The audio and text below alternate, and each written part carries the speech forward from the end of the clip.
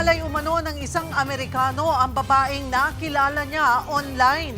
Ang biktima nakipagkita sa suspect at nung molestyahin siya ay nagpasaklolo sa kanyang nobyo. Nasa frontline ng balitang yan, si Brian Castillo. Sa isang bahay sa San Juan inaresto ang Amerikanong ito. Inirereklamo siya ng panghahalay sa 18 taong gulang na babae. Base sa investigasyon, nagkakilala online ang suspect at biktima. Nagkayayaan silang gumimik kasama ang mga kaibigan ng biktima.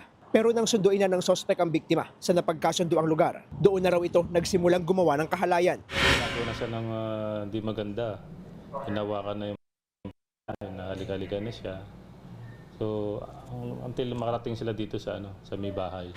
Patagong nakatawag sa cellphone ng biktima sa kanyang nobyo na agad namang nagpasaklolo sa 911. At base sa kanya, very aggressive yung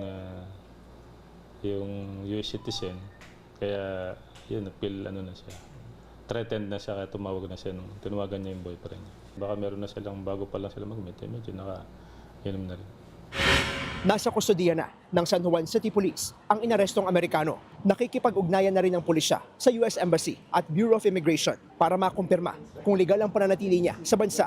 Sinusubukan pa naming makuha ang panig ng suspect na nahaharap sa reklamong acts of lasciviousness. Nagbabalita mula sa frontline. Brian Castillo, News 5. Mga kapatid, Cheryl Cosing po. Maging maalam at may pakialam sa mga napapanahong issue at headlines. Mag-follow at mag-subscribe na sa social media pages ng News 5.